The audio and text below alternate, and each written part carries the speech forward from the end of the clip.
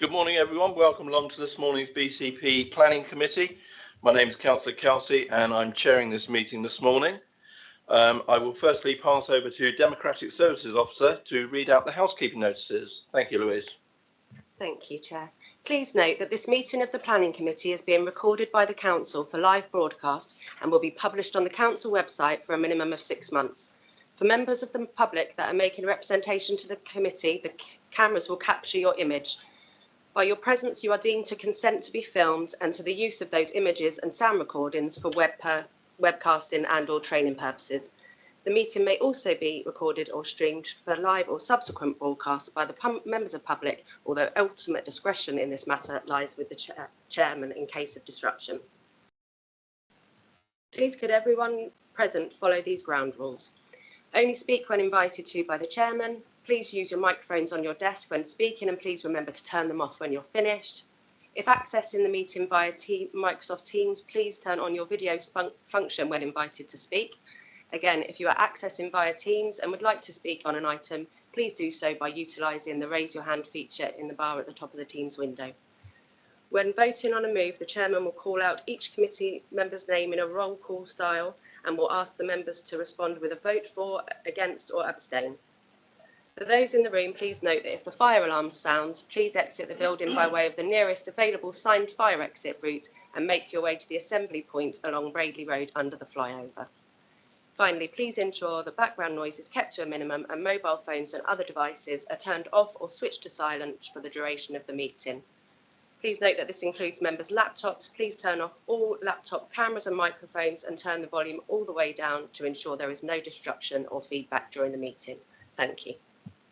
Thank you, Louise. This morning we have present in this meeting, we have myself, Councillor Kelsey, we have Councillor Johnson, Councillor Barron, Councillor Bull, Councillor Butt, Councillor Davies, Councillor Hilliard, Councillor Lawton, Councillor Lepedevin, Councillor McCormack, Councillor O'Neill, Councillor Felicity Rice will be joining us, but she has said she will be a few minutes late. We also have Artemis Christofi, the Development Manager. We have Tom Hubbard, who will be presenting his case this morning. We also have Robert Firth, the Senior Solicitor, and we have Louise Smith and Nick Hooley from Democratic Services, who are also in attendance. I will now move on to the agenda for this meeting. And do we have any apologies, please, Louise? Yes, Chair. Apologies have been received from Councillor Farquhar, Hall and Trent. And substitute members? There are no substitutes. Members, does anyone have a declaration of interest for this morning's meeting, please? Councillor O'Neill? Just for the sake of clarity, I have bought one of this developer's houses in the past, but that will not affect my judgment, which will remain neutral on the facts. Thank you. Thank you very much, Councillor O'Neill. And do members agree to me signing the minutes of the previous meetings? Thank you very much. So we now move on to public issues. And after the presentation of the application, we will hear public speakers followed by any ward councillors who wish to speak.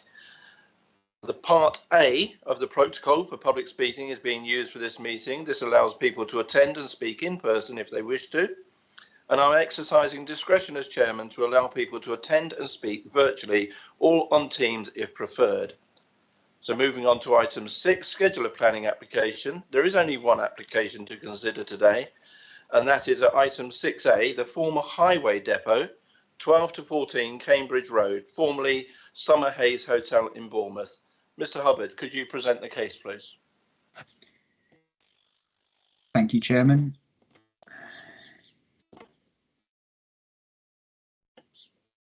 Good morning, members. Can you confirm you can see the presentation on the screen, please? We can, thank you, Mr. Hubbard. Okay, thank you. Okay, this application at 12 to 14 Cambridge Road is a full planning application for the erection of a 4 to 3 storey building comprising of 100 flats, creation of vehicular access and pedestrian access from Cambridge Road, associated parking and landscaping. This is the site location for context. So this is the Bournemouth town centre area here. You can see the site is located on the northwest edge of the Bournemouth town centre area, directly adjacent to the Wessex Way, and Cambridge Road is split into 2 sections, sort of residential section and a dual carriageway section which leads up to the Wessex Way. You can see that more clearly here. You can see that the site stands alone, basically surrounded by roads, with the Wessex Way, the roundabout, and the dual carriageway section of Cambridge Road here, which goes down to Poole Road in the south here. The site is currently vacant. It's empty, having been used most recently as a council highways equipment storage compound. Prior to that, I believe it was a car park, and before that, a hotel, which was demolished many years ago now. So this is the site as viewed from the air. There are blocks of flats on the eastern side of Cambridge Road, which are generally 3 to 4 stories in height, although a 6-story block has recently been approved on the corner of Cambridge Road and Suffolk Road here. On the other side of Cambridge Road, there are some taller blocks around 5 to 7 stories in height. This is a photo looking towards the site from the south. This is the site here. It appears flat from here, but there is actually a slope to the north down Cambridge Road. You can see that these trees have some amenity value, but they're actually in a poor condition and not suitable for retention. And it did say as much in the council's informal development brief from a few years ago. This is another view of the site, sort of moving around to the southeast corner. This is the Cambridge Road frontage, so that the development will be in here. And then looking back up Cambridge Road from the opposite end of the site at the northern end, where the Wessex Way has truncated the original street, you can see this is where the northernmost of the vehicle accesses will be. So the development will be in this area here. This is a view from Suffolk Road heading towards the site from the town centre. So the blocks will be visible somewhere around here. Although there's, as I mentioned, a recent consent on this corner site for a 6-story block. So that will provide some transition towards the development proposed on the application site. This shows the blocks of flats on the other side of Cambridge Road opposite the application site. As you can see, they're sort of 3 to 4 stories in height. They have some habitable rooms facing the proposed development. Obviously, there'll be a change in outlook for some of these, some minor light or shading impacts, but the existing mature trees on the site already have some impact in this regard. The separation distances were considered acceptable across the road, and my report goes through this in full detail. So I've added some views from the Wessex Way because this is where the development will be most prominently visible. From the built-up areas around the site, the development will be typically fairly obscured by other buildings and existing topography, but the site is more open to views along the Wessex Way. So in this view, you can see this is the approach from the east, from Bournemouth town centre as you cross the gardens. You can see the church spire of St Michael's Church here, which has been mentioned in the report because a small level of harm has been identified to the setting of this listed building. This view here won't be affected because the proposed buildings are off to this side over here. It's just there will be a little competition in terms of views and height. So there's a minor impact in terms of peripheral setting of this church. Then moving along the road closer towards the site, you can see the church has now disappeared from view off to the side here. The proposed development again will be somewhere around here.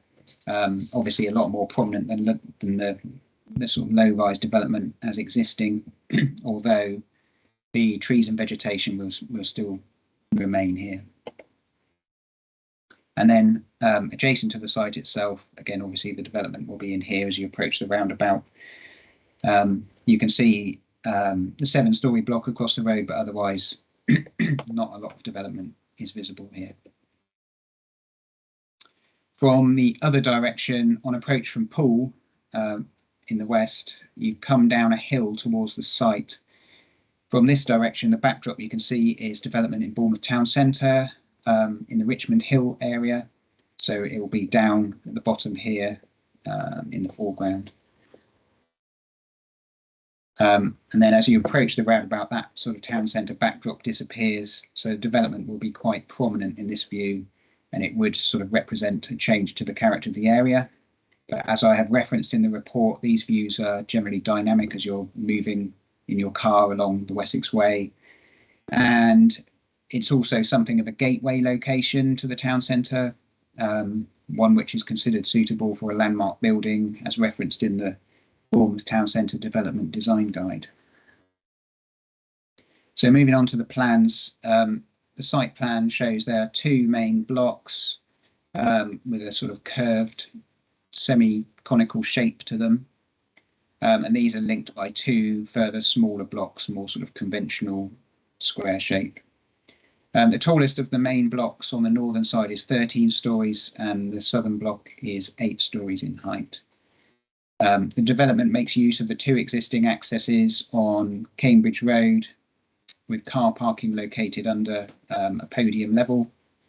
Cambridge Road slopes down to the north, so there's two different ground levels here, split roughly down the middle. I don't know if you can see that line there. The plan shows there's a good buffer of trees to be retained around these sides of the site. The frontage has some pedestrian circulation areas and new planting, as well as the reinstatement of a pedestrian footpath along this side of Cambridge Road. So this shows the two parking levels. Due to the slope of the site, there's two different parking provision is in excess of the adopted parking SPD, which says that actually zero parking provision in this town centre area would be acceptable, but there is no objection in this case to the provision of 72 spaces for the 100 flats because it can be provided in an acceptable manner on the site. On the ground floor of each block, there is an entrance lobby, as well as some bin and cycle stores.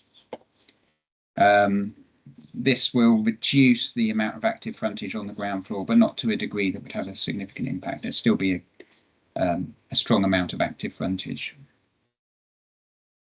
Floor plans, I don't know how clear they are on your screen, but the typical layout of the main blocks has 4 flats around a central core. They've got good sized balconies which add that sort of shape to the blocks. There are some single aspect flats in the scheme, mostly in these smaller linked blocks, but overall the flats would have a good standard of living conditions, and they're all designed to meet the national space standards. Moving on to the elevations, there's a number of different elevation views due to the curved form of the site. So here you can see at the top we've got the southern elevation with the lower of the two main towers in the foreground, the 8-storey block with the 13-storey block behind. This eastern elevation shows a view from Cambridge Road to the front of the site, looking straight on at the southern tower. So you've got a slightly angled view of the north tower. You can see the slope of Cambridge Road here. It's a sort of street scene view. And then you've got two accesses, one here and one here for the car parks. The top elevation here is similar again, a slightly different view to the one on the previous slide. So this time you're looking straight on at the northern tower, so just a slightly more angled view of the southern tower. And then the southern elevation is not going to be, this is the northern elevation. It's not going to be a commonly viewed elevation given that Cambridge Road is a no-through road. The western elevation, this is the view you'll see on the Wessex Way as you come from Poole. Obviously there'll be some screening from the roundabout and the boundary treatment, but this is that western elevation.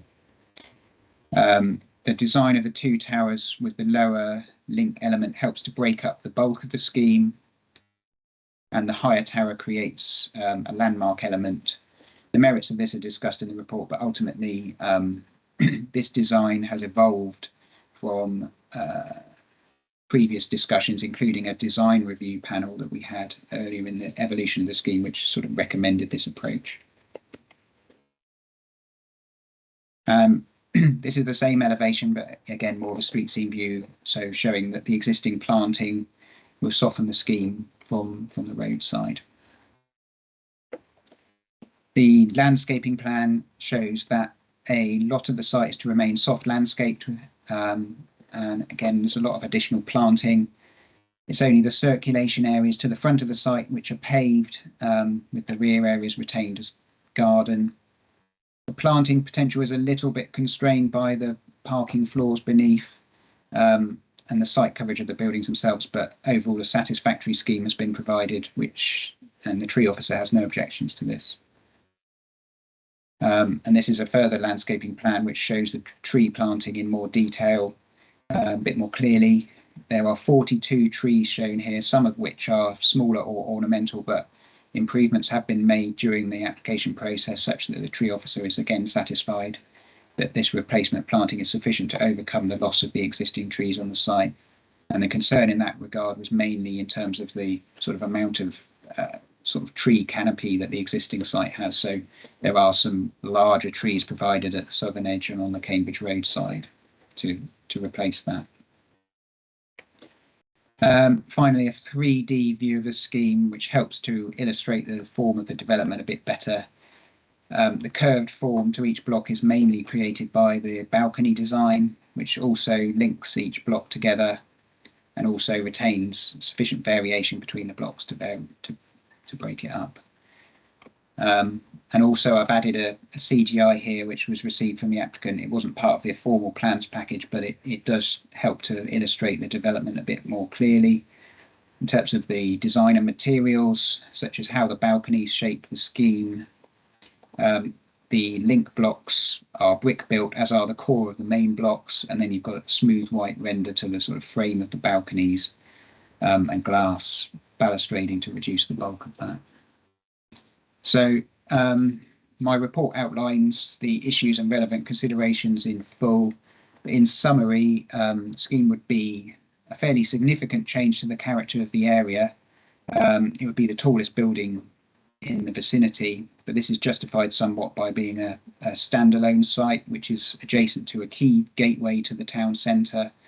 Also in terms of the increasing provision of tall buildings along a sort of identified Wessex Way corridor between county gates over on the pool boundary and the Lansdowne area in the town centre of Bournemouth, where you've got a number of tall buildings. So this would be roughly midway between those.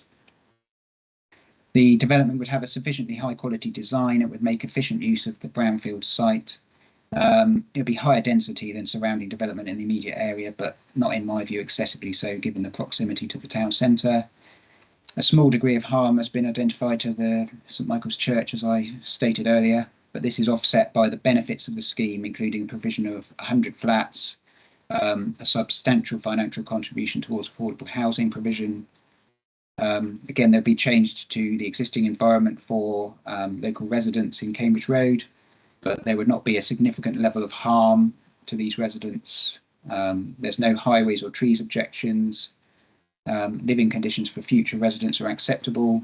They're good sizes of flats, and we've got mitigation for traffic noise included, such as uprated glazing specifications. So therefore, overall, in terms of the MPPF and the tilted balance, the harmful elements do not significantly outweigh the benefits, including this substantial housing provision. So overall, application has been recommended for approval. Thank you. Thank you, Mr. Hubbard. Louise, do we have any requests to speak, please? Yes, we have a request from the applicant's agent, Mr. Martin Miller.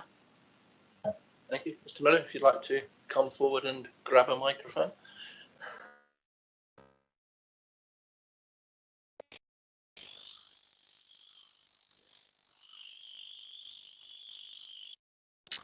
Good morning. I'm Martin Miller from Terence O'Rourke Limited, and I'm the planning agent for this application. The Cambridge Road site comprises previously developed land. It's currently vacant and it lies within a short walk of Bournemouth Town Centre. The site is identified within the Town Centre Design Guide as a site with potential for a new landmark building of outstanding design and appropriate scale. Although the site lies outside of the designated tall building zone, the Council's planning policies allow for tall buildings on other sites if they can be fully justified. We held our first pre-application meeting with council officers about this site in February 2018. Bayview Developments is a Bournemouth-based company, and over the last 4 years, They have listened to the views of officers, local residents, the council's design review panel and other stakeholders, and have continually modified the development to address concerns raised. The scheme before you this morning is the culmination of this iterative design process. We consider that the proposed development before you today is of high quality, distinctive and befitting of a landmark building that policy requires. The application is supported by a wealth of supporting reports which examine the impacts of the proposed development on noise, air quality, wind circulation, trees, ecology, highways, heritage, sunlight and daylight levels for nearby residents and the visual impacts on the town skyline. These reports ensure that the proposed development is fully justified in accordance with planning policy requirements. The development would deliver 100 good-sized 1, 2 and 3 bedroom apartments with amenity space in a highly sustainable location. It will make effective use of previously developed land without harming the amenity of nearby residents. The poor quality trees being removed are being replaced, and overall there will be no net loss. Car parking is being provided on site, and a new pavement is being provided along the western side of Cambridge Road to provide natural surveillance of a road which is currently quiet, shady, overgrown and uninviting. A significant £2 million financial contribution to the provision of affordable housing within the borough is also being made. We have just a handful of objections from local residents, no objection from Historic England and no substantive objections from other stakeholders. The council doesn't have a 5-year land supply at the moment, and this development will make a significant contribution towards meeting that shortfall. The officer report before you concludes that the harm arising from the proposed development would be limited and that it would be outweighed by economic, social and environmental benefits, which is the test set out in national planning policy. The application is recommended for approval, and I invite you to endorse that recommendation and grant planning permission. Thank you. Thank you, Mr. Miller. There are no ward councillors present with us today, so I will now open up to members. Would anyone like to kick off on this one, please? Councillor Pedderman. Mine is just a quick question. On paragraph 121, it talks about the parking spaces, the 72, and it says allocated. How is that going to work? Because I always thought that if there wasn't a sort of at least 1-for-1 parking space, they were unallocated, so it was first come, first served. Mr. Hubbard.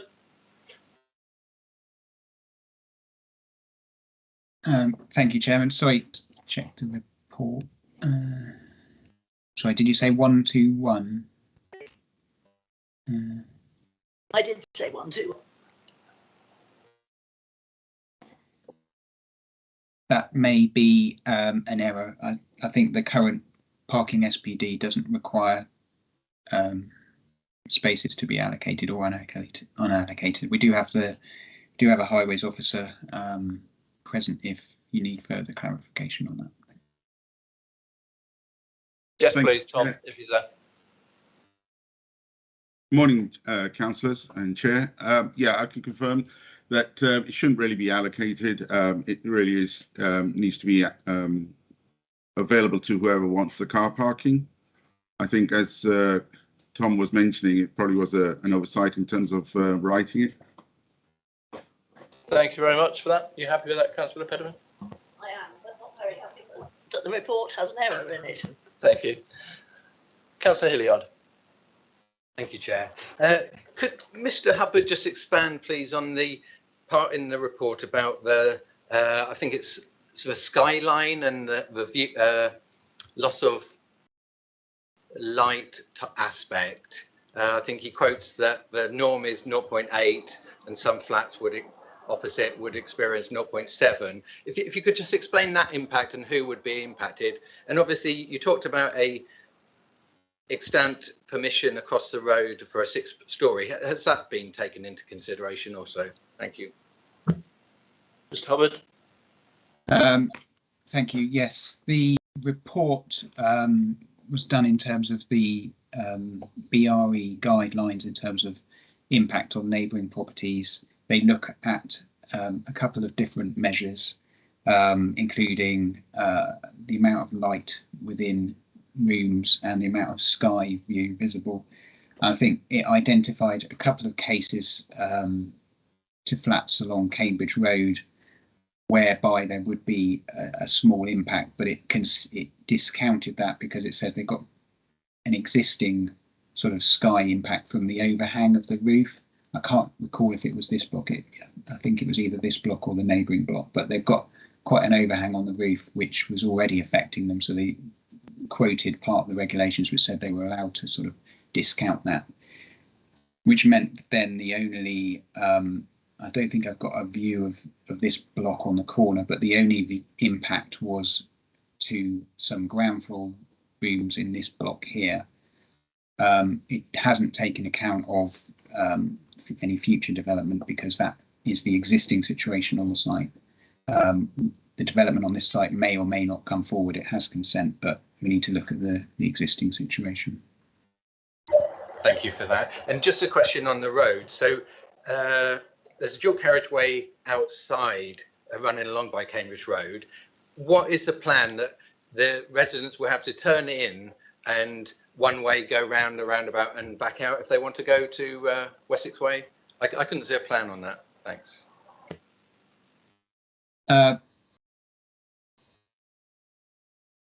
Yes, residents have to come out of Cambridge Road, and they will have to go up Cambridge Road here, join Cambridge Road and go up to Poole Road, I believe, and then come back down to join the Wessex Way. Thank you. That's great. Councillor O'Neill. Yeah, just a quick question for clarity, really. Has any consideration been given, and I may have missed this, to EV charging, given the capacity, and also to solar provision for the public areas? Thank you. I can tell you that if you read it, it does clearly state in there that there will be EV points for cars and also points for buggies, etc. Electric points for that. And solar charging? Yeah, Mr. Hubbard, could you come back on the solar points, please? The major scheme like this is required to provide renewable energy provision. There is a condition proposed, which is sorry, I'm just finding the condition. I can't see it. Oh, condition 19. They are showing some solar provision on the roof, but we need sort of a lot of that is in the final design of the scheme. So we've got a condition on there, so they provide 10% renewable provision by condition. Yeah, sorry. Tom, if you could speak up a bit, or could we turn the thing up a bit? Is that possible? If you could just repeat that last bit, Tom, please. Okay, sorry. We have added a condition 19. There is a requirement for major schemes to provide renewable energy provision. We don't know what the final design of that is, but we've added the condition for them to provide that detail later on. They are showing solar panels on the roof of the scheme. You can see here on the southern block. Yeah. Thank you. Councillor Bull. Thank you, Chair. Just a few points. For me, I think it is obviously dominant in the street scene. For me, I remember we had a debate about the block that's now, we had permission for 6 stories over whether 6 stories was high or not, and now we're talking about 13 just across the way from there, which to me, I would like to see it a bit lower, but there we are, there we have it. I'm concerned that the biodiversity survey is not up to date, and that is something that really should be coming to committee. We're all aware of the situation with the climate emergency, and something like that, which is so important, should be coming to committee. It shouldn't be left as a condition, as an afterthought. So I think that's a bit disappointing to see. The parking SPD, this exceeds the parking SPD by 72 spaces, and I can see if they're not allocated, if they're unallocated, I can see that causing mayhem for the future residents, but that's not something I'm going to have to worry about because I won't be buying one. But it is a concern perhaps the blocks could have been lower and the parking SPD met fully. I'm not aware of whether there's any stipulation on this block about whether the accommodation can be sold as second homes, and therefore the impact on the accommodation requirements for the area won't be met fully, because the number of flats here won't fully meet any support in that. If they're being sold as second homes, then it doesn't really help the residents of Bournemouth, Poole and Christchurch. And I would have liked to have seen some way of restricting that so they could only be sold as second homes. But I expect that's probably not a planning, something we can do here in planning. So, but they're just my thoughts on it.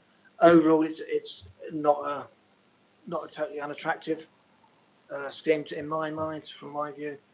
But I just have those few issues and concern around replacing trees with ornamental trees, because trees are there far more than just providing a canopy, as we all know. Thank you. Thank you, Councillor Bull. Any other members wish to speak up? Councillor Pedman? Sorry, another question, which isn't only related to this application, but it's a general question which I hope one of the officers will be able to answer. In paragraph 145, among others, it refers to the SANG and the Hicks Farm SANG. This is by no means the first application that we've had dependent on Hicks Farm. How many more are going to have to be dependent on Hicks Farm? How many can Hicks Farm cope with, is basically.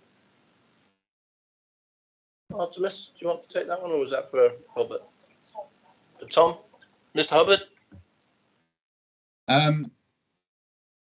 I believe that my colleagues in the team have been agreeing a strategy with Natural England. I don't think that's been published yet, as far as I'm aware, but it agrees a sort of strategy. I'm not sure if it goes into capacity or what that capacity is. It's likely that there probably will be a capacity to Hicks Farm. It's only a sort of phase one after all, but at the moment I'm led to believe that there is sufficient capacity for the schemes that have been approved so far and those that are currently in the pipeline. What we'll do is we'll ask Mr. Perrins for an update on that. I would be grateful, because that sounded a very woolly answer to me, I'm afraid. Yeah, we'll ask for an update on that one. Any further members wishing to speak? Councillor Hilliard again. Thank you, Chair. If Mr. Hubbard could just confirm on section 10 about heritage, the heritage officer has said proposals do not adequately take account of section 16 of the MPPF. Is that what you've just said earlier in your presentation about the long views of the church, or is it more connected? Thank you. Mr. Hubbard?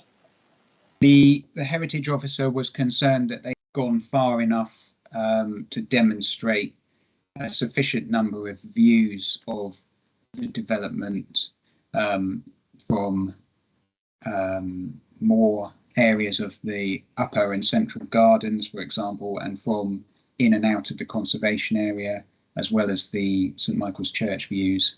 But I myself was satisfied that they had provided a number of views. I've investigated it myself, and Heritage England themselves were not, Historic England, sorry, were not concerned either about that.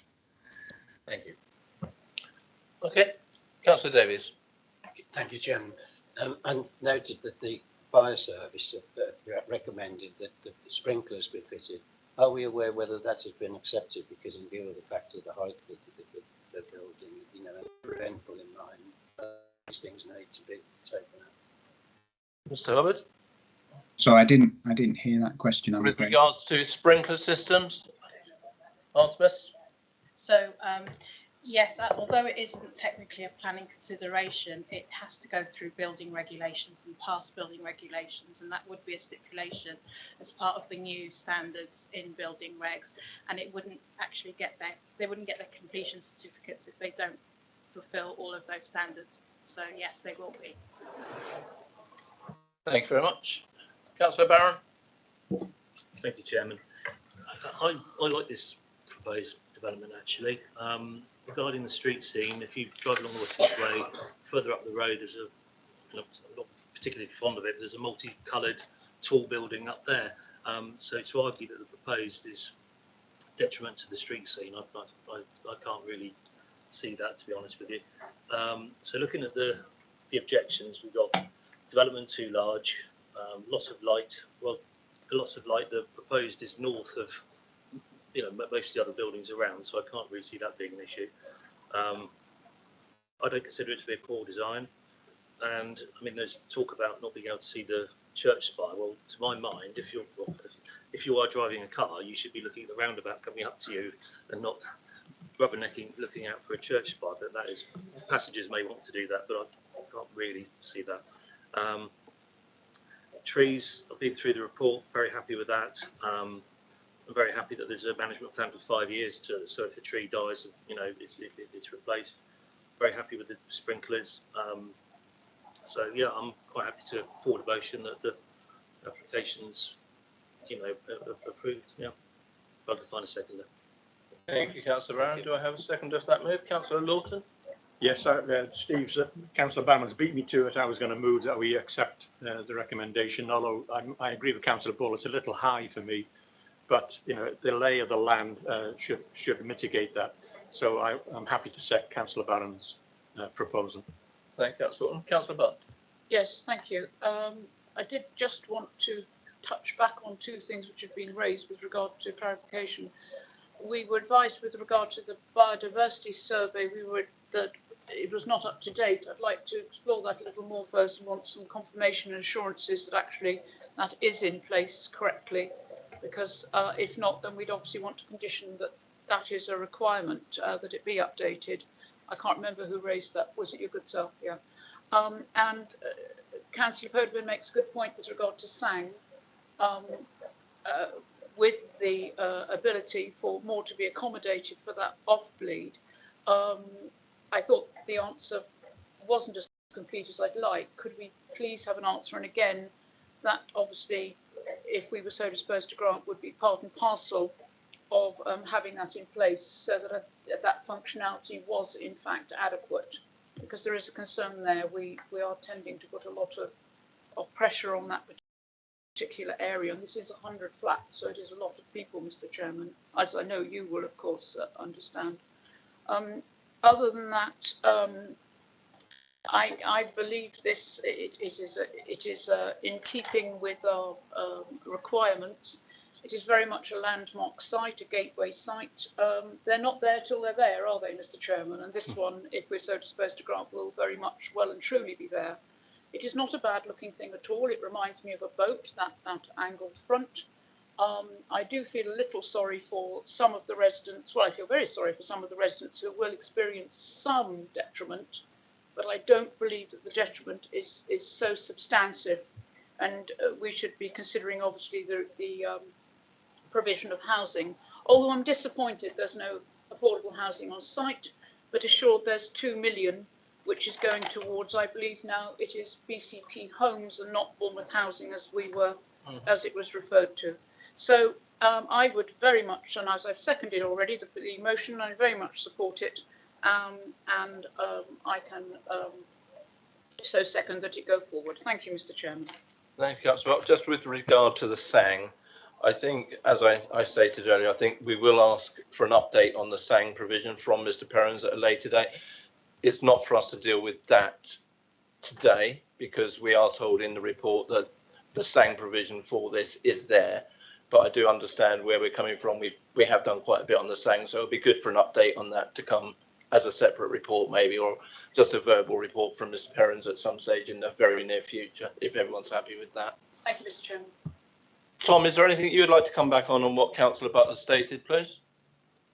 Thank you, Chairman. Just in terms of the biodiversity, the ecology survey was undertaken prior to the submission of the application, but it's taken us quite a while to get to this point where we are today. So it was done 18 months ago or more, so it is considered to be out of date. The survey didn't pick up any protected species at that time, but I have built in condition 10 on the report, requires them to provide an update to the ecology survey, as well as any mitigation to prevent any loss of biodiversity on the site. Okay. Very happy with that. Thank you, Mr. Chairman. Thank I'm you. sure our colleague across the way will be as well. Thank you. Thank you. Councillor Johnson. Thank you, Chair. Just a couple of things. Most of what I think has already been said by the proposer and the seconder. Just to add a bit more context to the to the height of the building. If you do drive along the Wessex Way, you see at most of the roundabouts, you will see long-standing tall buildings, Richmond Hill, for example, and all around the St Swithin's complex and St Swithin's roundabout. So I think it's an emerging character along Wessex Way that there are tall buildings at these junctions. So that doesn't concern me too much. I think that just to touch on the SANG is the other thing that I wanted to pick up on to perhaps allay some of the fears. When we have developments like this that are offset by the provision of a SANG, the SANG is not there specifically for the residents of the developments that are going in. We're not going to hand every new resident who moves in directions to Hicks Farm and say this is your allocated space. So it's just designed to account for loss of any green space within here and offset that impact. So I think that whilst we do need to keep track of making sure that we don't go over the capacity of what that SANG can handle as per the Natural England guidelines and our own, I think we can be a little bit less worried than perhaps we are about this, because like I say, we're not going to get suddenly all of these 100 people out there every day. So I'm more than happy to support the move in the officer's recommendation. I think this will be quite an attractive building. The more I look at it, the more I think I'll quite like the look of it when I more likely walk past it, but there we go. So yes, no, I'm more than happy to support the recommendation and the move, Chairman. Thank you. Thank you. In that case, members, we will quickly move on to the vote. I think on this one, I think it is a very good design. I really like it. I like the way it takes advantage of the sloping part of Cambridge Road where it falls down and comes away from it. I think that's really well done. And the replacement trees, again, a really good idea. And the parking, although it's way over the SPD, it's actually nice that a developer is still going ahead and putting the parking in on that one. So I'm pleased to see that as well. So we have a move made by Councillor Barron, seconded by Councillor Lawson. We will move to the vote. If you are in favour, please say for. If you are against, please say against. Councillor Barron. For. Councillor Bull. For. Councillor Butt. For. Councillor Davies. For. Councillor Hilliard. For. Councillor Lawson. For. Councillor Le Pedevin. Reluctantly for, because I feel it's a wasted opportunity, but I didn't actually speak to that, which I should have done. Councillor McCormick. For. Councillor O'Neill. Very much for. Councillor Johnson. For. And myself, Councillor Kelsey, also for. And by my poor mathematics, that makes that unanimous. So therefore, that application is granted as per the officer's recommendations. Thank you very much, Mr. Miller, for attending and speaking this morning.